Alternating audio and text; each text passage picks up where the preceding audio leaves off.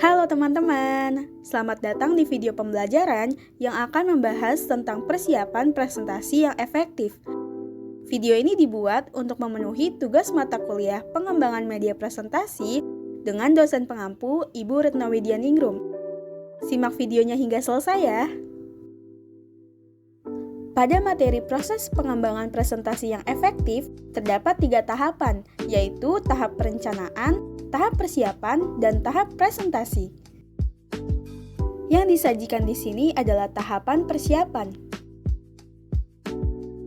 Adapun tujuan pembelajaran dari materi ini, diharapkan mahasiswa mampu menentukan desain yang tepat, mahasiswa mampu melakukan tahap produksi dengan tepat, dan mahasiswa mampu melakukan tahap rehearsal dengan tepat. Daftar materi, yang pertama menentukan desain, yang kedua melakukan produksi, dan yang ketiga melakukan rehearsal. Persiapan atau preparation merupakan tahapan kedua yang menjadi dasar presentasi yang efektif. Dalam hal ini, termasuk merancang komponen audio dan visual yang akan kamu gunakan, memproduksi bahan audiovisual yang diperlukan, dan melatih seluruh presentasi yang nantinya akan dilakukan. Tahap persiapan yang pertama adalah menentukan desain. Desain merupakan pemilihan dan pengorganisasian elemen verbal dan visual dari presentasi.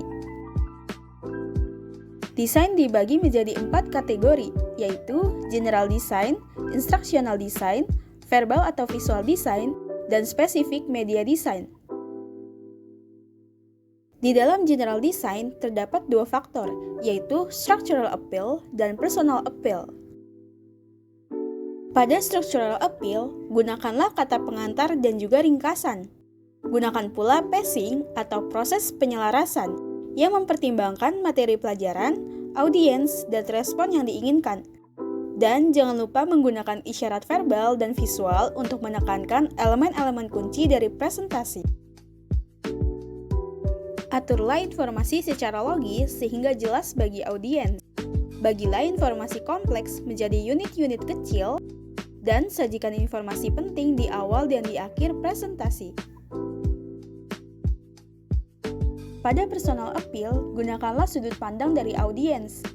Buatlah audiens terlibat. Dan pada awal presentasi, nyatakan tujuan kamu, seperti apa yang harus dilakukan audiens sebagai hasil dari presentasi kamu. Pada instructional design, terdapat 3 poin penting. Yang pertama, attention. Pada attention, gunakanlah variasi waktu, kecepatan, dan kekerasan dalam pengucapan. Pertimbangkan kompleksitas dari materi presentasi. Konten yang bermakna dan bisa dimengerti dapat menarik perhatian audiens. Yang kedua, perception. Pada perception, gunakan kata-kata untuk diucapkan.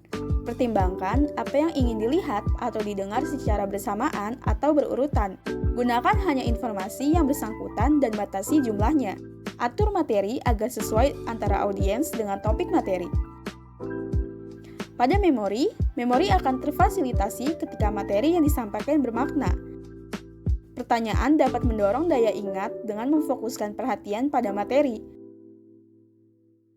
Verbal atau visual design. Pada verbal design, hindari menggunakan kata-kata yang sulit untuk diucapkan. Gunakanlah gaya percakapan yang menarik. Pastikan untuk mengklarifikasi maksud kamu agar audiens paham akan ucapanmu. Pada visual design, buatlah hanya 1 poin per visual atau gunakan teknik pengungkapan progresif.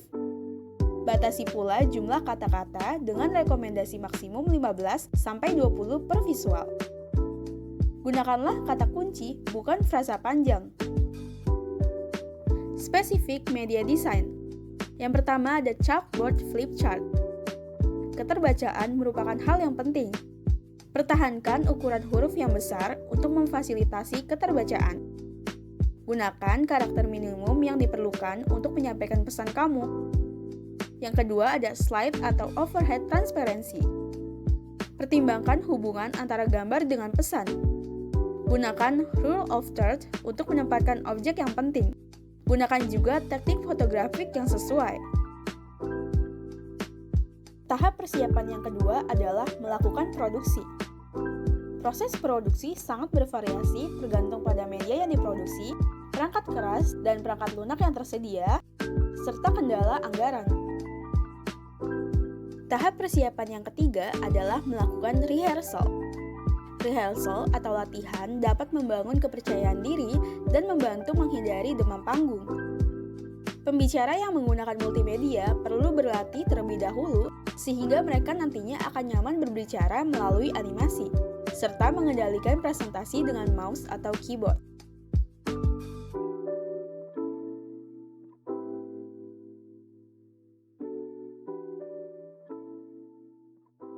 Terima kasih telah menonton video pembelajaran ini hingga selesai. Semoga kamu dapat memahami dan menerapkannya dalam kehidupan sehari-hari. Sampai jumpa di video selanjutnya.